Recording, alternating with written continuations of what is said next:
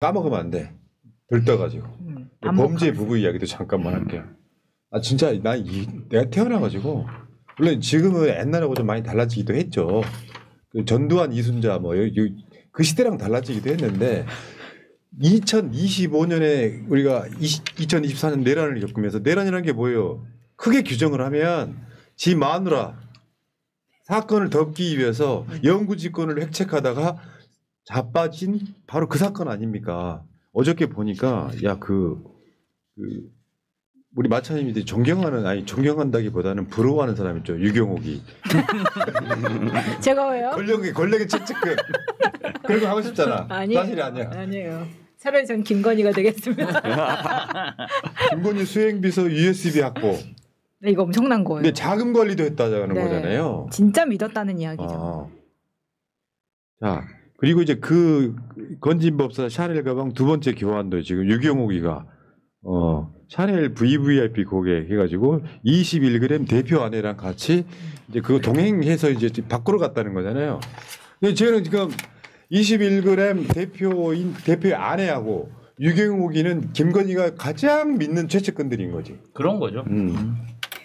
그러다 보니까 사실 21g하고 히림 뭐 이렇게 다 같이 엮여져 있는 거잖아요. 그리고 이 사람들이 또 캄보디아에서 다 같이 사업을 하는 이 또 이제 관저도 그렇고 21g하고 히림이 항상 같이 언급되고 있고 그 김건희의 코바나 컨텐츠 기획할 때도 두 회사가 같이 이 협찬에 들어가고 이런 것들이 뗄래야 뗄 수 없는 관계인데다가 그 전부터 그러니까 코바나 시절부터 유경옥은 저 21g 대표 아내를 알고 있었을 가능성이 굉장히 높다고 생각합니다. 그렇기 때문에 저 샤넬 VVIP 고객으로 데리고 갈 만큼 친분을 만들어 둔 상태였고 저게 어떻게 보면은 지난번에 말씀드린 대로 샤넬의 그 영수증에는 본인의 이름이 들어가야 하고 꼭 본인이 와 있는 상태에서 그 사람의 카드로만 결제가 가능해요. 그렇기 때문에 이제 첫 번째 교환할 때는 유경옥의 카드로 그 차액을 결제를 했지만 지금 두 번째는 이 사람을 데리고 간 이유가 있을 거라는 생각이 그래서 드는 겁니다. 예, 저기 샤넬 마크 보이시죠? 저를 보여주세요.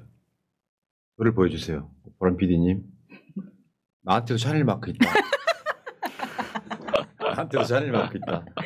왠지 언니가 달려들 것 같네요. 그 지금 이제 어떻게 보면은 저 샤넬백 2개 자체가 뭐 이렇게 본인이 구매하고 뭐 정상적인 방법으로 제공받는 게 아니고 어떤 뇌물의 증자인데 자기 측근 거기에 21g 대표 배우자가 갔다.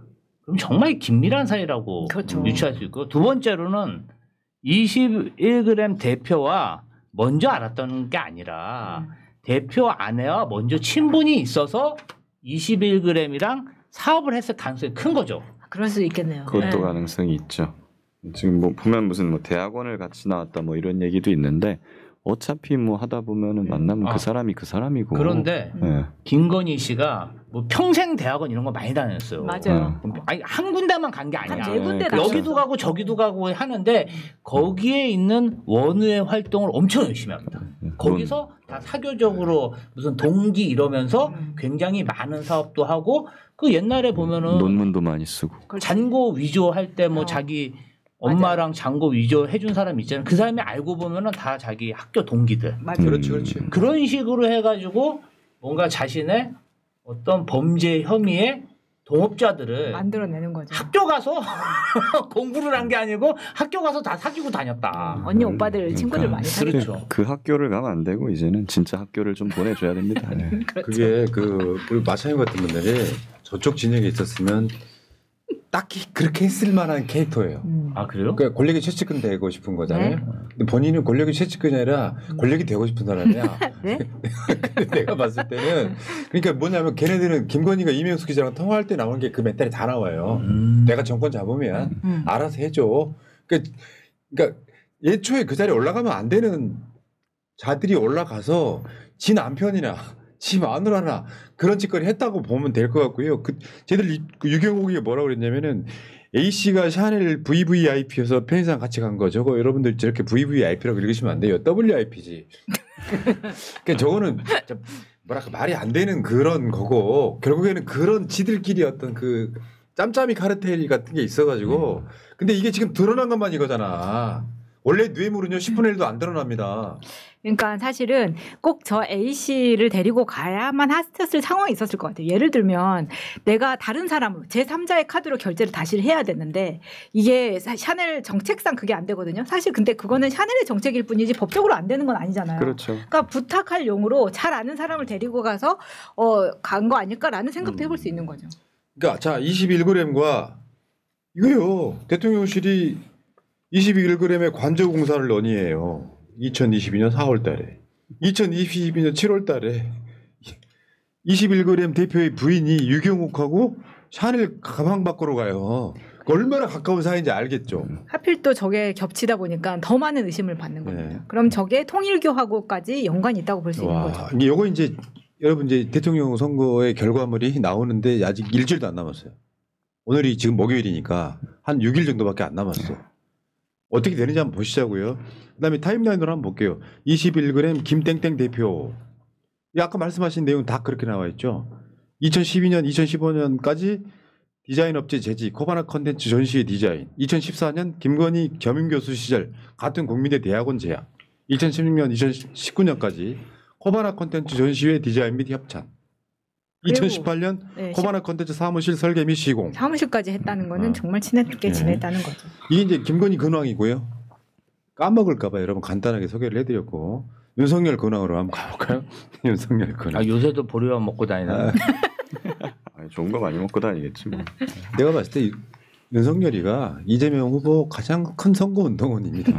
나대는 순간 이재명 표가 더 많이 생겨요. 그렇지. 아니, 본인도 알고 있을 거예요. 그냥 올해까지 먹을 수 있는 거 다 먹어놔야 돼요. 네, 평생 못 먹는다고요. 내가 봤을 때 윤석열이 먼저 잡혀 들어가면은 누구도 사식을 안 넣어줄 가능성이 높아. 부인은 이미 그거 있잖아. 이제 권력이 다 떨어졌는데 그 옆에 붙어있을 부인이 아니잖아. 아이 그건 좀 그렇대 진짜. 사위도 자식인데 좀 변호사라도 좀 제대로 된 사람 좀 내가 좀 아쉽더라고. 김지호 에? 기억 안 나? 윤석열이 저 구속되던 날 있지? 저기 장모 골프 치러 갔잖아. 아니, 그러니까. 뭐 너무하다. 아니 윤석열이 윤석열만 사위야?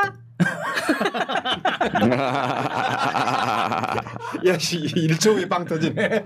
자 계엄 전날 노상원에게 간 9481 번호 비화폰 경호도 담당자도 몰랐던 소형자. 대체 이게 뭐 하자는 짓거리일까요? 이거 김규현 설명해봐. 이 원래는 비화폰 같은 거는 굉장히 보안상 민감한 거잖아요. 그러면은 이게 누구한테 누가 사용하고 누구한테 불출했고 하는 대장이 다 있을 거란 말이에요. 분명히. 근데 이거는 보면은 노상원 애초에 비화폰을 받을 자격도 없는 사람이에요. 민간이니까. 그렇죠. 이 사람이 비화폰을 썼는데 그럼 누가 그 비화폰을 갖다 줬느냐. 경호처에 그 비화폰을 담당하는 사람도 이 폰을 누가 쓰고 있는지 몰랐다는 거예요. 그냥 차장님이 달라고 하니까 일단 김성훈 차장한테 줬고 그게 김영현한테 건너가고 김영현이 이제 노상원한테 줬다는 거잖아요. 비화폰을 이런 식으로 관리하면 간첩 막말로 누가 이걸 건네줘가지고 간첩이 그 비화폰을 써도 모른다는 얘기 아니에요 이게. 이 시스템 자체가 완벽하게 무너진 겁니다. 그렇지. 국가 시스템 무너진 거예요. 안보 시스템이 완전 무너진 겁니다. 이 자들은 이 불법 비화폰 지급으로도 저는 진짜 이 대한민국 안보 진짜 구멍 정말 뻥 뚫린 거예요. 여기 이런 것도 있지. 윤석열 지시가 아니면 불가능하다고 봐요. 그렇다고 볼 수밖에 없죠. 비화폰 담당자가 내가 비화폰 담당자인데 지금 이 특정 비화폰이 누가 쓰는지 내가 몰라. 그럼 이건 나도 징계받아요. 이게 관리를 철저하지 못하는 거니까. 아니 만약에 노상원이 이거 중국에 팔아먹었으면 어쩔 뻔했어요. 그러니까요. 근데 뭐 그런 담당자 관리를 철저하게 해야 될 건데 뭐 누가 쓰는지도 모르는데 그걸 그냥 가만 놔둔다? 내 상사가 용인한 거지. 그거. 이러니까 다 도청당하고 그러는 거 아니에요. 그러니까 이게 이렇게 되려면은 김성훈이가 내란 수괴가 돼야 되는 거예요. 김성훈 이외에 이걸 시킨 사람이 윤석열밖에 더 있겠냐고요. 그렇죠. 자 그런 거고 경호처 관리 비화폰 사용 정황 이런 것도 한번 보시기 바랍니다. 경호처가 노상원한테 비화폰 지급 이 과정에서 지금 김용현이가 있고 김용현이하고 노상원이는 내란 주요 임무 정도가 아니라 윤석열만큼이나 내란 수괴급이라고 생각하는데 결국에는 공조직이 아닌 무속인 출신 전 정보사령관을 통해 가지고 정적들을 제거할 목적이 훨씬 컸고 뭐 이렇게 가다 보면 이게 기본적으로는 거기다가 지금 여기 그 대검 차장, 그러니까 검찰이 윤석열 관련해서 그 대검 전체적으로 봤을 때는 내란 공범이었다는 게 드러난 건데 이거는 또 아마 내란 수사가 지금 경찰이 열심히 하고 있잖아요. 한덕수 등 출국 금지시키고 요건 내가 봤을 때 이재명 정부 출범하면 한 달 안에 특검 나가야 돼요. 다 모아가지고 다시 재수사해야 된다고 보고. 맞습니다. 그리고 하나 더 있었죠 어저께. 윤석열이 직무정지 뒤에도 26일간 비화폰을 소지했다. 그러니까 얘는 내가 봤을 때는요 국가 시스템 법이로 아무런 아니, 비화폰이라는 거를 직무정지가 됐었는데도 그 후에 26일간 비화폰 소지했다는 거 아니야. 막무가내. 누구랑 통화했을까요 이걸 또? 저거는 제가 봤을 때는 이 비화폰을 관리하는 경호처 그러니까 책임을 물어야 된다고 생각해요. 물어야죠. 아 그럼요. 근데 내부에서는 직무 정지가 됐다 하더라도 어차피 나는 돌아올 거니까 니들 그 군기를 계속 빡세게 잡고 있었을 거라고 좋은 생각하니까 예, 이렇게 이런 방언행이 나오는 거죠. 좋은 생각이에요. 돌아올 거라고 생각해. 네. 참 재밌다. 네. 자, 그다음 또 읽어드릴게요. 휴브링님 궁금한데 예전에 새날에서 방송한 선관위 서버와 미분류표에 대한 민주당의 대책은 세웠는지 궁금합니다. 이번 주 경각심을 위해서라도 방송 한번 해주시면 안 될까요? 이건 확실한 거예요. 음모 이런 게 아니고 지난 대선 전수조사한 자료가 있어요. 시민단체가 이 개표 이 상황표 이걸 보면은 미분류표라는 게 있습니다. 기계가 분류를 못 해가지고 밖으로 나온 표를 미분류표라고 해요. 미분류표는 어떻게 결과가 나왔는지 전수조사했더니 70대 30, 윤석열 70, 이재명 30이었어요. 근데 두 사람의 득표율은 거의 똑같았잖아요. 그렇죠. 놀랍게도 전라남북도 광주만 그 지역 득표율에 비슷하게 수렴을 했고 나머지 지역은 윤석열이 압도적으로 많았다는 거죠. 그건 무슨 뜻이냐면 조직적 부정선거라고 저는 생각하고 싶지 않아요. 그건 불가능해요.